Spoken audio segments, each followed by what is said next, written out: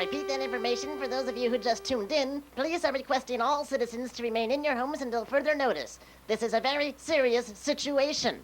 The 7 wombats which escaped from the zoo this morning are armed and considered dangerous. Under no circumstances are you to approach a wombat and offer him a cigarette. Stay away. If you see a wombat or anything that closely resembles one, please call this number. Operators are standing by now to receive the calls. Once again, I repeat, 7 deadly wombats have escaped from the city zoo. Citizens are asked to keep a low profile. Well, here's an amusing note. A silly little earthquake, which registered 9.9 on the Richter scale, shook the city of San Francisco this morning, knocking clotheslines over and spilling glasses of milk. Miraculously, no deaths or injuries have been reported, but apparently a lot of big buildings crumbled into tiny pieces. Our roving reporter Ralph Vendetta files this report. Ralph? Frank, the destruction is just overwhelming. I'm standing before the remains of the Hyatt Regency Hotel, at one time a glamorous and exciting structure. As you can plainly see, the once posh hotel has been reduced to this tangled, twisted mass of mutilated materials. It is fortunate indeed that everyone in the hotel was out to lunch when the earthquake struck. This is an icky mess, Frank. Just look at the destruction. Do you smell that disaster? Can you taste the tragedy?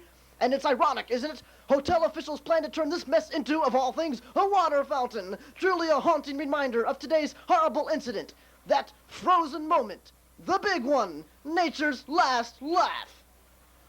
It's a bird. It's a plane. No, it's the Trans-American Building. Or should I say the Leaning Tower of Disaster. Frankly, I've seen better looking tombstones. Just take a look at the Trans-American. Inside, the thermostats are crooked and the ashtrays have fallen to the floor. Thank God everyone who works in this building called in sick today. According to the Army Corps of Engineers, it will take no less than 1,300 Tibetan mules to pull the Trans-American back up to its original position, whatever that was. Personally, I think this whole earthquake thing was totally unnecessary. Here is a problem, a big problem, and a real disaster. The Golden Gate Bridge, completely inverted by the tumultuous tremors of turbulent times. Although still intact, the bridge remains absolutely useless and looks totally ridiculous. Police are having a hard time keeping unwary drivers from crossing the Golden Gate. Apparently the bridge doesn't work upside down and cars have been plopping into the water all day. But here's the real clincher. This afternoon, city engineers condemned the Golden Gate, and a new bridge must be built. So Saturday at noon, this golden lady goes on the auction block to be sold to the highest bidder. Channel 13 has learned that the 3 major contenders for the Golden Gate are Disneyland, who would transform the bridge into Pluto's Palace and gift shop, where sundry items such as peas, pencils, pipes, paper, pots, pens, pins, paste, pearls, pets, prunes, and plasma could be purchased by people prospecting for pleasing party pleasers. Hughes Aircraft Corporation, who would turn the Golden Gate into the world's largest flying bridge. And the National Aeronautics and Space Administration, who would rocket the monolith into a permanent orbit around the Earth, thereby inviting tourists from other worlds to cross the bridge and spend their money on our planet. A philosopher once said, "Cry not over the rotting bird, for its putrid corpse will nourish tomorrow's grains." These inspiring words will certainly be remembered by this reporter on the sad day that Lady Gate comes a-rumbling, tumbling down. San Francisco's famous Lombard Street, as it looked 1 week ago. And Lombard Street today, twisted and turned, tattered, torn, tangled, and treacherous, a victim of cruel and unusual punishment. Cars have been rolling uncontrollably down Lombard Street all day. If you look behind me, you'll see these innocent victims of Mother Nature's latest practical joke. The cost of restoring Lombard Street to its original straight condition is said to equal the combined gross national products of the United States, the Soviet Union, England, mountainous areas of Mamre, wee portions of Weeterdam, the Badlands of Booty Ba, and the Isle of Ick. That's a lot of money, and San Francisco isn't willing to pay. Instead, the city plans to take advantage of Lombard's tourist attraction potential, and will rename the street Disaster Drive. And here's another street problem. Cracks in the sidewalks. Big cracks, little cracks, hundreds of cracks, thousands of cracks, cracks on top of cracks, cracks between cracks, and all of them cracked. Literally every sidewalk in San Francisco, cracked by cracks. What's a city to do? Suggestions have been pouring in from all over the world. Italy has suggested filling the cracks with pasta and tomato paste, but this seems impractical.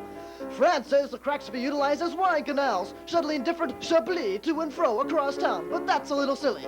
Only England's idea of using the cracks as thing holders seems logical. Thing holders is in fact a brilliant idea. Say goodbye to junk drawers and catch-alls. Now those pencils and pins, papers, pipes, prunes, pills, and linty lifesavers are only a sidewalk away. This is one cloud that has a silver lining. But there's no silver lining here at Pier 39, the complex tourist complex, completely destroyed by this morning's naughty earthquake. As you can plainly see, scavengers and scumbags from all over town have gathered here to try and pick up the pieces of their lives, whatever's left of them. These people are scared, Frank. They're really scared, not to mention terrified and extremely frightened. Just look at the horror frozen on their faces. It's enough to curdle your blood. Have you ever seen such desperation? These zombies have been wandering aimlessly around Pier 39 all day. They don't know why they've come here. They don't know what they're looking for. But one thing is certain, when they find it, they'll keep it for themselves. A major earthquake does strange things, Frank. It binds people together like no superglue could. Everyone here is part of one big, miserable family. Like peas in a pod, just sticking together with all the warmth and humanity of so many rounds of ammunition. Not only that, but wait, oh no, he's jumping. Someone stop him quickly. Oh my God, I don't believe it. This is horrible. Oh, and look, they liked it. They're clapping. Those bloodthirsty banshees. What ruthless ringworms. This is a sad day for San Francisco. Man turning against man, the most vicious of all conflicts. What disaster. Hey, some tragedy. This is the last straw. I've had it up to here. No more Mr. Nice Guy. I'm mad as hell, and I'm not going to take it any... Sorry to interrupt your broadcast, Ralph, but I've just received word that 3 wombats have been sighted at the corner of Polk and Sutter Streets. Don't panic. Apparently they had a quick lunch at the Doggy Diner on West Street, then proceeded east to East Street, where they humiliated a fire hydrant and slobbered all over a parking meter. When last seen, they're headed north in a southerly direction, presumably to chase cars and annoy pedestrians. The chief of police has requested all citizens to climb up on your rooftops and fear for your lives. Haul the drawbridge up and bolt the windows shut. Batten down the hatches. Slap those storm doors up. Keep a level head. Don't be frantic. Put the kids to bed. And whatever you do, don't panic.